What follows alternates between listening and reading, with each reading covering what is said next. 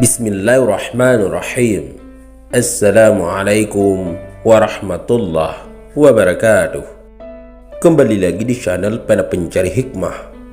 Kali ini kita akan bahas Syekh Subakir, seorang waliullah, sang penumbal dan penumpas dedemit di tanah Jawa.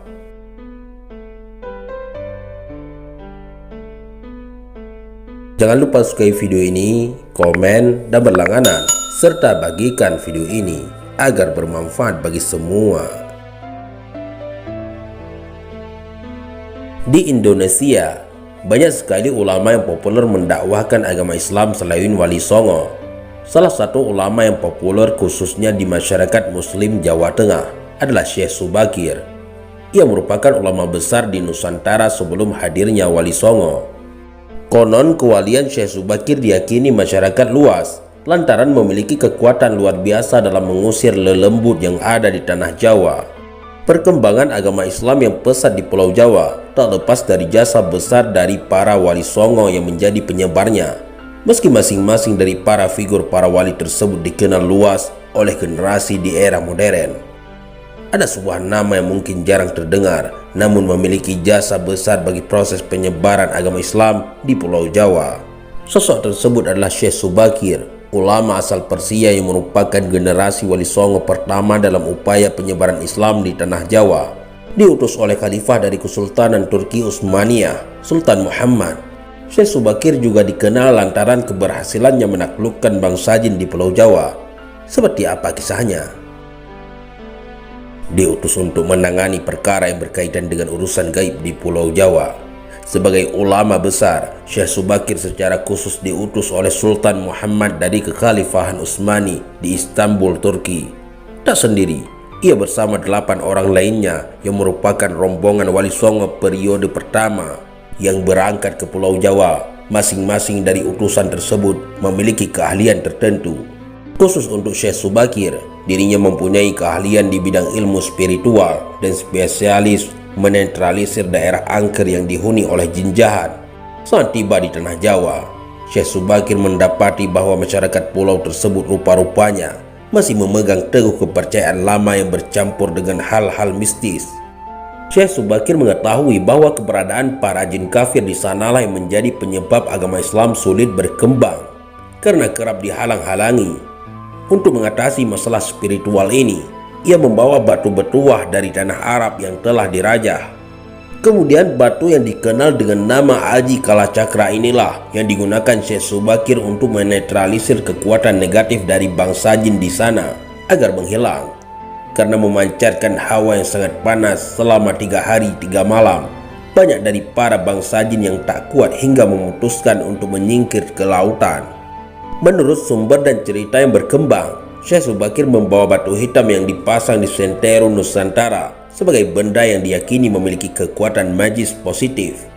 Batu tersebut konon ditancapkan di tengah-tengah Pulau Jawa, yakni di Gunung Tidar, Magelang, Jawa Tengah. Batu hitam memiliki energi positif untuk menghalau kekuatan gaib di tanah Jawa tersebut, membuat jin, lelembut, dan makhluk gaib lainnya bergejolak melawan kekuatan dari Syekh Subakir. Pertempuran kekuatan gaib tersebut akhirnya dimenangkan oleh Syekh Subakir. Oleh karena itu, Gunung Tidar sebagai pusarnya Pulau Jawa menjadi gunung sakral yang memiliki kepanjangan dalam bahasa Jawa, "Ne orang mati yo modar, kalau tidak mati ya binasa." Figur besar penyebar Islam yang dikenal dengan kesaktiannya. Salah satu kisahnya yang masyhur adalah saat Syekh Subakir beradu kesaktian dengan Ki Semar Badranaya, sang danyang tanah Jawa alias Sabda Palon selama 40 hari 40 malam. Karena keduanya merupakan tokoh sakti, Sabda Palon sampai menawarkan perundingan kepada ulama asal Persia tersebut. Oleh Sabda Palon, Syekh Subakir diperbolehkan menyebar agama Islam, namun dengan beberapa syarat, yakni membiarkan adat dan budaya tetap berkembang sebagaimana mestinya. Sabda Palon bahkan mengizinkan para raja yang nantinya beragama Islam untuk berkuasa di tanah Jawa. Sebagai salah satu dari wali 9 yang menyebarkan Islam ke tanah Jawa, sosok Syekh Subakir memang tak banyak dikenal oleh masyarakat modern saat ini. Meski demikian, jasa-jasa dan kisahnya di masa lalu tetap akan dikenang dan tak lekang oleh zaman. Hal ini ditandai dengan adanya petilasan Syekh Subakir yang masih tetap ada hingga saat ini di Gunung Tidar, Magelang. Semar itu pemomong kesatria utama, hati dan raganya selalu menjadi satu. Seluruh dusta dan khianat habis terkikis. Semar dipuja oleh dewa dari sebutir telur. Dari kulitnya terciptalah Antaga, dari dagingnya yang putih terciptalah dirinya, dan dari kuning itu telur terciptalah adiknya, Manik Maya. Syahdan, setelah beranjak dewasa terbitlah ambisi di antara ketiganya. Mereka berebut tua. Maklum, seperti lazimnya, yang tertua akan menjadi sang pengganti ayahanda. Sayembara dimulai. Menelan kemudian memuntahkan kembali sebuah gunung. Antaga tak berhasil, mulutnya sobek. Gunung itu tak dapat ditelannya. Ismaya putra kedua dari sang Hyang Tunggal berhasil menelannya, tapi celaka, gunung itu tak dapat dimuntahkannya. Perutnya buncit, mengandung itu gunung. Mereka berdua, Antaga dan Ismaya, terburu-buru menyebabkan murkanya sang ayahanda. Sudah jelek terkutuk pula, keduanya dibuang ke dunia. Antaga bertugas memomong para ksatria berwatak jahat, dan Ismaya memomong para ksatria utama, Trahing, Wita Radia, keturunan manusia utama. Tinggallah Manik Maya, ketiban beja atau beruntung. Ambisi tak terlampiaskan tersebab gunung telah terbenam dalam perut Ismaya. Maka atas nama beja, peruntungan, jadilah ia sang penguasa Triloka yang jika dirunut menurunkan para kesatria utama. Siapa di antara ketiganya yang sesungguhnya paling tua? Banyak sumber mengatakan Manik Maya, karena ia tak kebagian pamer. Tapi tak sesederhana itu sebenarnya. Jawa Nggone Semu, Jawa itu tempatnya kiasan yang tak mudah ditelan mentahan. Kisah perjanjian antara Sabdo Palon dengan Syekh Subakir. Konon ada semacam perjanjian antara Sabdo Palon sebagai pamomong danyang gaib tanah Jawa dengan Syekh Subakir sebagai penyebar agama Islam generasi awal di Jawa ini. Tersebutlah kisah tersebut dalam tulisan Lontar Kuno. Lontar tersebut diperkirakan ditulis oleh Kanjeng Sunan Derajat atau setidak-tidaknya oleh murid atau pengikut beliau. Cerita tentang kisah ini pernah dipentaskan sebagai lakon wayang kulit bergenre wayang songsong. Wayang kulit yang berisi cerita, hikayat, dan legenda Jawa yang digelar di Desa Derajat, Paciran, Lamongan, sebuah desa tempat situs Sunan Derajat. Kisah diawali dengan adanya persidangan di Istana Kesultanan Turki Utsmani di Istanbul yang dipimpin langsung oleh Sultan Muhammad. Persidangan kali ini membahas mimpi sang sultan. Menurut Sultan Muhammad, beliau bermimpi mendapat perintah untuk menyebarkan dakwah Islamiyah ke tanah Jawa. Adapun membaliknya haruslah berjumlah 9 orang. Jika ada pulang atau wafat maka akan digantikan oleh ulama lain asal tetap berjumlah 9. Maka dikumpulkanlah beberapa ulama terkemuka dari seluruh dunia Islam waktu itu. Para ulama yang dikumpulkan tersebut mempunyai spesifikasi keahlian masing-masing. Ada yang ahli tata negara, ahli perubatan, ahli tumbal, lain-lain. Titah dari Baginda Sultan Muhammad kepada mereka adalah perintah untuk mendatangi tanah Jawa dengan tugas khusus, yaitu penyebaran agama Islam. Ini adalah dialog antara Sabdo Palon dengan Syekh Subakir yang terjadi di atas Gunung Tidar. Syekh Subakir adalah salah satu ulama yang diutus Sultan Muhammad untuk menyebarkan Islam di tanah Jawa ini. Adapun keahlian Syekh Subakir adalah dalam bidang membuat dan memasang tumbal. Berikut dialognya. Syekh Subakir berkata, "Kisana, siapakah Kisana ini? Tolong jelaskan." Sabdo Palon menjawab, "Aku ini Sabdo Palon, pamomong panggembala tanah Jawa sejak zaman dahulu kala, bahkan sejak zaman kadewatan para dewa. Akulah pamomong para ksatria leluhur. Dulu aku dikenali sebagai Sang Hyang Ismoyo Jati, lalu dikenal sebagai Ki Lurah Semar Badronoyo, dan sekarang zaman Majapahit ini namaku dikenal sebagai Sabdo Palon." Syekh Subakir berkata, "Berarti Kisana ini adalah danyang penguasa tanah Jawa ini." "Perkenalkan Kisana, namaku adalah Syekh Subakir, berasal dari tanah Syam, Persia." Sabdo Palon bertanya, "Ada hajat apa gerangan Anda datang di tanah Jawa ini?" Syekh Subakir menjawab, "Saya diutus oleh Sultan Muhammad yang bertahta di negeri Istanbul untuk datang ke tanah Jawa ini. Saya tiada datang sendiri. Kami datang dengan beberapa kawan yang sama-sama diutus oleh Baginda Sultan." Sabdo Palon berkata, Ceritakanlah selengkapnya Kisana supaya aku tahu duduk permasalahannya.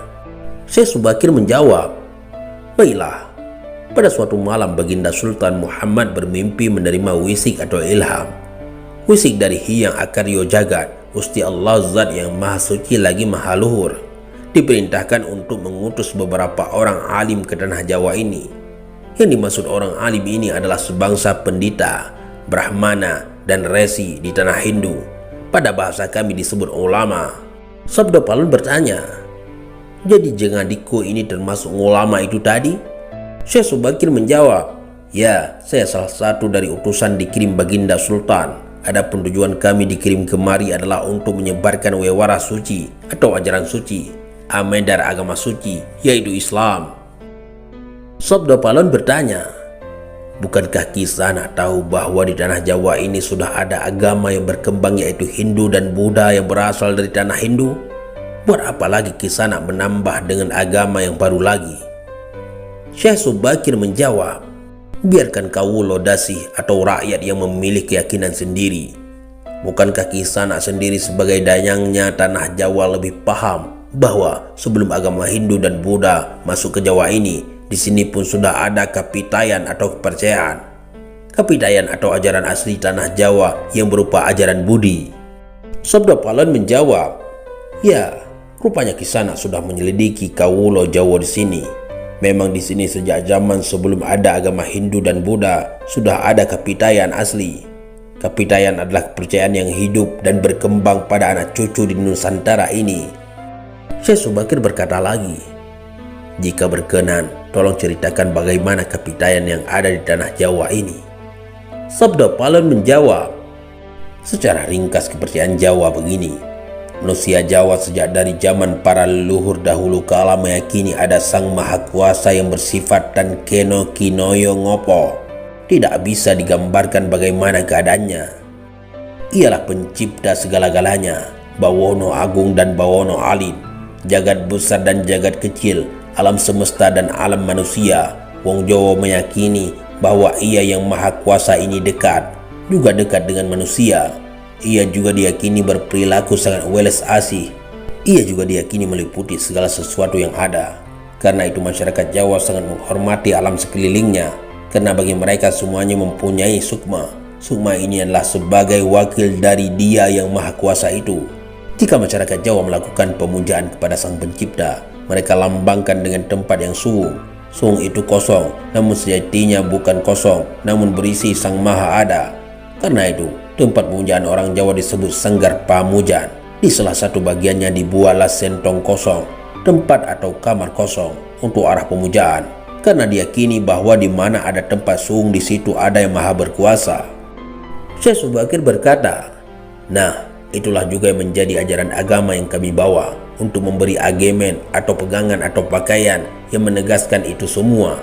Bahwa sejatinya di balik semua yang mewujud ini ada Sang Wujud Tunggal yang menjadi pencipta, pengatur, dan pengayom alam semesta. Wujud Tunggal ini dalam bahasa Arab disebut Al-Ahad. Dia maha dekat kepada manusia. Bahkan lebih dekat Ia daripada urat leher manusianya sendiri. Ajaran agama kami menekankan budi pekerti yang agung, yaitu menebarkan welas asih kepada alam gumemyar, kepada sesama titah atau makhluk. Lihatlah Sang Danyang, betapa sudah rusaknya tatanan masyarakat Majapahit sekarang. Bekas-bekas perang saudara masih membara, rakyat kelaparan, perampokan, dan penindasan ada di mana-mana. Ini harus diperbaharui budi pekertinya. Sabda Palon juga berkata, aku juga sedih sebenarnya memikirkan rakyatku. Tatanan sudah berubah. Para pejabat negara sudah lupa akan dharmanya. Mereka saling sikut untuk merebutkan jabatan dan kemewahan duniawi. Para panditu juga sudah tak mampu berbuat banyak. Orang kecil salang tunjang bersusah payah mencari pegangan. Zaman benar-benar zaman edan. Syekh Subakir juga berkata, karena itulah mungkin Sang Maha Jawata Agung menyuruh Sultan Muhammad Turki untuk mengutus kami ke sini. Jadi, wahai Sang Danyang tanah Jawa, izinkanlah kami menebarkan wewara suci ini di wewengkon wilayah kekuasaanmu ini. Sabda Palon menjawab, baiklah jika begitu, tapi dengan syarat-syarat yang harus kalian patuhi. Syekh Subakir bertanya, Apa syaratnya itu wahai sang danyang tanah Jawa? Sabda Palon menjawab, pertama, jangan ada pemaksaan agama, dharma atau kepercayaan. Kedua, jika hendak membuat bangunan tempat pemujaan atau ibadah, buatlah yang wangun atau bangunan luarnya nampak cakra atau gaya Hindu Jawa, walau isi dalamnya Islam. Ketiga, jika mendirikan kerajaan Islam, maka ratu yang pertama harus dari anak campuran. Maksud campuran adalah jika bapaknya Hindu maka ibunya Islam. Jika bapaknya Islam maka ibunya harus Hindu. Keempat, jangan jadikan wong Jawa berubah menjadi orang Arab atau Parsi. Biarkan mereka tetap menjadi orang Jawa dengan kebudayaan Jawa walau agamanya Islam. Karena agama setahu saya adalah dharma, yaitu lelaku hidup atau budi pekerti. Hati-hati jika sampai orang Jawa hilang Jawanya, hilang kepribadiannya, hilang budi pekertinya yang adiluhung, maka aku akan datang lagi. Ingat itu, 500 tahun lagi jika syarat-syarat ini kau abaikan, aku akan muncul membuat goro-goro. Syekh Subakir menjawab, baiklah, syarat pertama sampai keempat aku setujui. Namun khusus syarat keempat, betapapun aku dengan kawan-kawan akan tetap menghormati dan melestarikan budaya Jawa yang adiluhung ini. Namun jika suatu saat kelak karena perkembangan zaman dan ada perubahan, maka tentu itu bukan dalam kuasaku lagi. Biarlah Gusti Kang Akaryo Jagat yang menentukannya. Memang susah untuk mengetahui keadaan, asal-usul atau gambaran kondisi sebuah masyarakat yang jauh ke masa lalu. Semakin jauh masa itu semakin gelap gambarannya. Namun upaya-upaya ahli sejarah dan lainnya untuk menguaknya patut dihargai. Paling tidak ada sedikit gambaran yang mungkin bisa kita lihat, meski tidak sepenuhnya benar 100%. Beberapa naskah yang beredar mencoba menggambarkan hal tersebut, seperti dalam serat jangka Syekh Subakir. Sudah 9.000 tahun sudah ada di pulau ini, di pedusunan di Gunung Tidar, tapi baru 1.000 tahun berjalan. Syekh Subakir heran mendengarnya. Kalau engkau ini makhluk apa? Apa benar manusia? Kok usianya luar biasa? Demikian perkenalan Semar dengan Syekh Subakir. Selama ribuan tahun itu Semar bertapa di Gunung Merbabu dan tidak mengetahui keadaan manusia di Jawa. Gambaran tentang kondisi Pulau Jawa juga digambarkan dalam serat tersebut, penuh dihuni oleh demit, jin, genderuwo, bekasaan, dan sejenisnya. Bahkan beberapa utusan dari negeri Rom sebelum Syekh Subakir dimakan demit, Pinadok demit. Dari serat ini ditegaskan bahwa Raja Rom mendapat petunjuk untuk mengisi Pulau Jawa. Jeng Sultan Rum Kang Wirnani, angsal sasmitaning sukma, dinawuhan angiseni, manungsa Pilo Jawi. Syekh Subakir mengambil orang-orang keling untuk dibawa mengisi Pulau Jawa, sebanyak 2 laksa, 20.000 keluarga. Dari serat ini, maka yang mengisi atau menjadi penghuni Pulau Jawa adalah dari bangsa keling yang dibawa oleh Syekh Subakir. Padahal dalam naskah itu pula, Semar adalah manusia. Sang Hyang Semar lon wuwusnya, gisum mangga karsa aji, sajatina gih kaula, lan kirakat yang jawi, ingkina prapteng mangkin. Kawa adaplah inggih ulun, wong Jawa kunamola, sederenga dika prapti, kula manggen marbabu pucak haldaka. Namun, selama bertapa ribuan tahun itu pula, Pulau Jawa sudah berubah isinya. Bukan manusia seperti Semar, tetapi sudah dikuasai oleh para demit. Dalam serat jangka Tanah Jawi, gambarannya tidak beda jauh dengan serat jangka Syekh Subakir, yaitu pertemuan antara Semar dan Syekh Subakir ketika memberi tumbal atau mengusir para demit yang menguasai Tanah Jawa. Dalam serat ini ada dialog yang sebenarnya adalah bantahan anggapan bahwa Tanah Jawa belum dihuni oleh manusia, hanya oleh bangsa jin dan demit. Syekh Subakir berkata, sebenarnya di Tanah Jawa belum ada manusia, masih berupa hutan. Hyang Semar menjawab dengan lembut, hamba ini sebenarnya di masa lalu sebelum kedatangan Tuan, hamba berdua, Semar dan Togo, ini penghuni Jawa yang bertempat di Gunung Merbabu. Namun dalam serat ini Semar sendiri menjelaskan bahwa ia bukan manusia, tetapi keturunan dewa, Sang Hyang Tunggal atau Manikmaya. Agak sedikit berbeda dengan serat jangka Syekh Subakir, namun pada intinya bahwa Semar dan Togo di masa lalu adalah penghuni Pulau Jawa. Apakah hanya mereka berdua? Tentu ini bisa disinkronkan dengan sumber-sumber lain, misalnya babat lemak pesisiran yang menerangkan silsilah orang tua Sang Hyang Tunggal adalah Sang Hyang Wenang. putra dari Sang Hyang Wening, putra dari Sang Hyang Nurasa, putra dari Sang Hyang Nur Cahyo atau Sayyid Anwar, putra dari Nabi Sis. Dalam versi lain, Sang Hyang Wening dan Wenang adalah satu pribadi. Dalam serat Jangka Tanah Jawi, Semar adalah keturunan dari Nabi Sis. Jika digabungkan Babat Demak Pesisiran karena anak dari Sang Hyang Tunggal. Namun, dalam Babat Demak Pesisiran, nama Semar tidak muncul sebagai anak Sang Hyang Tunggal. Di sini letak gelapnya lagi. Semar di satu sisi mengaku anak Sang Hyang Tunggal, namun dalam Babat Demak Pesisiran tidak masuk. Demikian pula dalam Babat Tanah Jawa, Semar dan Togok itu menjadi penderek Raden Palasara yang merupakan keturunan dari Sayyid Anwar. Dalam Babat Tanah Jawa, Palasara merupakan cikal bakal leluhur Jawa, di mana kemudian Kurawa, Pandawa adalah bagian dari keturunan. Ini menjadi terbaik bahwa kisah Mahabharata itu mulanya dari Jawa.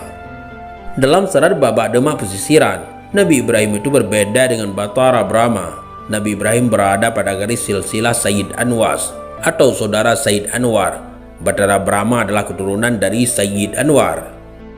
Masa-masa gelap ini memang memunculkan banyak versi mengenai leluhur Jawa. Buku lainnya yaitu Sejarah Kawitane Wong Jawa Lang Wong Kanu menggambarkan pertama zaman Juja sudah ada manusia tetapi masih bertelanjang seperti kera, hidupnya di gua. Masih dalam masa zaman Juja periode 5000 tahun, manusianya sudah mengalami kemajuan, sudah memakai cawet dari dedaunan, sudah menempati di luar gua. Mereka sudah berkumpul dalam sebuah komunitas. Masyarakat ini disebut dengan masyarakat Lingga atau suku Lingga. Masa kuno sebelum Masehi, orang-orang sempit berhijrah ke Nusa Kandeng yang kemudian disebut sebagai orang Jawa. Kata Jawa sendiri dirujukkan pada sebutan banteng yang gemati penuh perhatian terhadap anaknya. Sebab banteng perempuan disebut Jawi, yang gemati kemudian disebut Jawa. Orang-orang sempit yang mengungsi ke Jawa ini kemudian membuat pertanda awal sebagai orang Jawa, yaitu 230 tahun sebelum Masehi, bukan Saka. Tahun itu disebut tahun Huning atau pengingat. Tokoh pimpinan rombongan Eksodus ini namanya Ki Sengdang, yang kelak kemudian disebut Dayang atau Dayang. Mereka berasal dari Sempit yang keturunan dari suku Hainan. Dari catatan ini, maka orang Jawa dalam pengertian pendatang baru yang gemati mau menghormati orang Lingga adalah 230 sebelum Masehi. Namun penduduk Jawa asli, suku Lingga kemudian bercampur dan kelak memenuhi Jawa. Dengan demikian, mulainya peradaban Jawa itu 230 sebelum Masehi. Karena adanya kebudayaan Hainan yang dibawa, sementara suku Lingga yang masih tertinggal hidup di gua, hutan, dan bergantung pada alam, belum disebut sebagai orang Jawa. Ini tentu berbeda dengan versi serat Jangka Syekh Subakir dan serat Jangka Tanah Jawi. Jika kita lihat kedatangan Syekh Subakir di Tanah Jawa dari sumber lain sekitar tahun 1404, jika berasumsi bahwa sebelum tahun itu Tanah Jawa tak ada manusianya, maka akan muncul banyak persoalan. Bagaimana dengan kerajaan Singasari, Kediri, dan lainnya yang sebelumnya ada? Tentu membaca serat Jangka Syekh Subakir dan serat Jangka Tanah Jawi ini tidak bisa seleterle ini. Mungkin butuh analisis simbol, semiotik, hermeneutik, dan lain sebagainya agar mendapat pemahaman yang lebih luas. Sebab serat Jangka itu pesan besarnya adalah mengenai prediksi masa depan Jawa dalam periodisasi tertentu, bukan membahas asal-usul bangsa Jawa. So, masih terbuka lebar untuk penelitian yang lebih jauh dan mendalam siapa sebenarnya leluhur orang Jawa di masa lampau sekali. Tentu tidak akan ditemukan jawaban tunggal, sebab sebuah masyarakat terdiri dari berbagai unsur, keluarga dan sebagainya, maka akan dimungkinkan banyak versi. Kembali lagi bahwa kata-kata Jawa itu bisa diartikan gemati, perhatian, menghargai, menyayangi.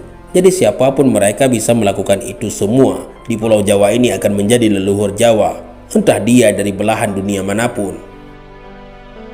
Keberhasilan Syekh Subakir membuatnya menjadi sangat terkenal di Nusantara saat itu. Imbasnya, masyarakat begitu fanatik terhadapnya dan seolah-olah menuhankan beliau. Atas dasar itu pula, Syekh Subakir akhirnya memutuskan untuk kembali ke Persia pada tahun 1462 Masehi. Kepulangan Syekh Subakir dimaksudkan untuk mengembalikan ketauhidan masyarakat Jawa agar tidak terlalu fanatik terhadapnya. Beberapa tahun setelah pulang, Syekh Subakir wafat. Estafet dakwah Islam di Nusantara lalu dilanjutkan oleh Wali Songo tahap yang kedua. Wali Songo tahap kedua yaitu Sunan Ampel. Sunan Ampel memiliki nama asli yaitu Raden Rahmat. Sunan Ampel tidak berasal dari Jawa. Ia berasal dari sebuah negeri bernama Negeri Campa. Beliau lahir pada tahun 1401 Masehi. 78 tahun setelahnya, yaitu pada tahun 1479, Raden Rahmat alias Sunan Ampel mendirikan Masjid Demak sebagai sarana untuk berdakwah. Kemudian ia juga membangun pusat pendidikan yaitu pesantren yang menjadi pusat pendidikan yang berpengaruh di dunia. Sunan Gunung Jati. Sunan Gunung Jati yang bernama asli Syarif Hidayatullah menjadikan kota Cirebon sebagai pusat dakwahnya. Sunan Gunung Jati adalah cucu Raja Pajajaran Prabu Siliwangi. Menurut sebuah pendapat, Sunan Gunung Jati dihormati oleh kerajaan Demak dan Pajang. Beliau memiliki jasa yang amat besar dalam penyebaran Islam di Jawa Barat. Di Cirebon, Sunan Gunung Jati mendirikan Kesultanan Cirebon dan Banten serta pesantren Gunung Jati. Sunan Gresik. Maulana Malik Ibrahim atau akrab disebut Sunan Gresik merupakan wali songo yang lahir di tempat yang sama sebagaimana lahirnya Sunan Ampel yaitu di negeri Campa. Masyarakat Jawa biasa menyebut Sunan Gresik sebagai As-Samarkandi. Sunan Gresik merupakan wali songo yang dapat dikatakan senior karena Sunan Gresik merupakan orang pertama menyebarkan agama Islam di tanah Jawa. Desa yang menjadi tempat bernaung Sunan Gresik untuk berdakwah adalah daerah Laren. Selain itu, Sunan Gresik juga membuka toko di Desa Romo. Sunan Kalijaga. Sunan Kalijaga bernama asli Raden Said yang lahir diperkirakan pada tahun 1450. Ia adalah putra dari Adipati Tuban yaitu Tumenggung Wilatikta atau lebih dikenal dengan Raden Sahur.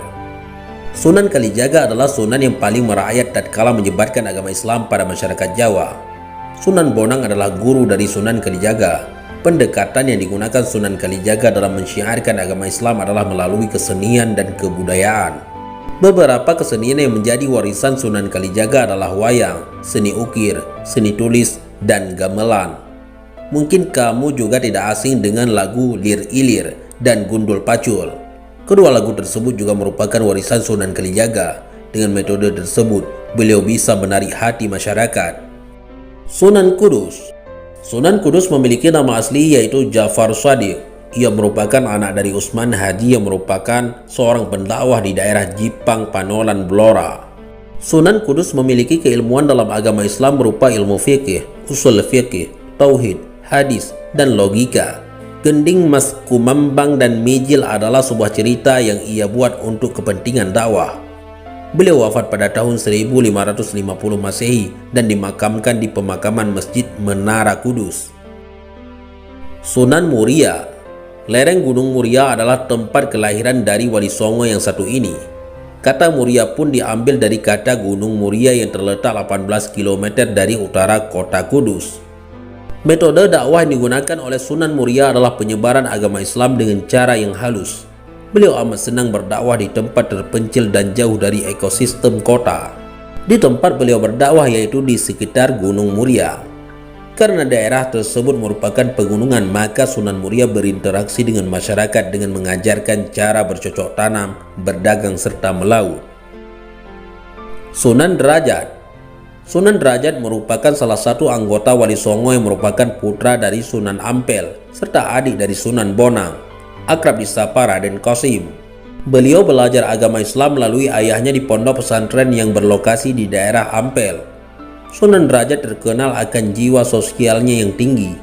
Ini kemudian sejalan dengan tema-tema dakwah yang beliau bawakan yang mana terkait dengan gotong royong atau saling membantu. Beliau sangat senang menolong orang, mengasihi anak yatim dan menyantuni fakir miskin. Hingga akhirnya beliau wafat pada tahun 16 Masehi dan dimakamkan di Pacitan. Sunan Bonang. Sunan Bonang atau Raden Makdum adalah putra dari Sunan Ampel. Beliau menempuh pendidikan agama Islam di Malaka tepat setelah ayahnya wafat. Usai menyelesaikan pendidikan, ia kembali ke Tuban dan akhirnya mendirikan pondok pesantren. Dakwahnya syarat akan kesenian, yaitu kesenian sastra berbentuk suluk atau tembang tamsil. Tahu tembang Tombo Ati? Itu juga merupakan hasil karya Sunan Bonang yang sampai saat ini akrab di telinga masyarakat Indonesia. komplek makam Sunan Bonang yang berada di Dukuh Kauman, Kelurahan Kutorejo, Tuban. Sunan Giri atau Raden Paku adalah putra dari Maulana Ishaq dan Nyi Sekardadu, putri Blambangan. Dikisahkan dalam sejarah, ketika dilahirkan Sunan Giri yang saat itu masih bayi dihanyutkan di Selat Bali atas perintah kakeknya yaitu Raja Blambangan.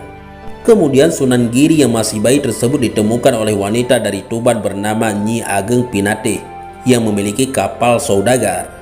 Ketika usianya memasuki remaja, ia belajar agama Islam di pondok pesantren milik Sunan Ampel. Ikhtiarnya dalam menuntut ilmu terlihat dari prosesnya menuju pondok pesantren, yaitu dengan berjalan kaki dari Tuban. Ia diberi nama Raden Paku karena paku merupakan sebuah benda yang kuat, sehingga harapannya bahwa Sunan Giri dapat menjadi tonggak agama Islam yang kuat di Jawa. Sunan Giri kemudian menjadi tokoh yang sangat berpengaruh di Kesultanan Demak. Bahkan beliau sempat menjadi raja selama masa transisi sebelum akhirnya diserahkan kepada Raden Patah. Usai menunaikan pendidikannya, Sunan Giri mendirikan pesantren di daerah Giri, Tuban, tempat ia dibesarkan. Kemudian ia wafat pada abad 16 Masehi dan dimakamkan di Gresik, Jawa Timur. Wallahu a'lam bishawab. Mudah-mudahan ini semua bermanfaat. Assalamualaikum warahmatullahi wabarakatuh.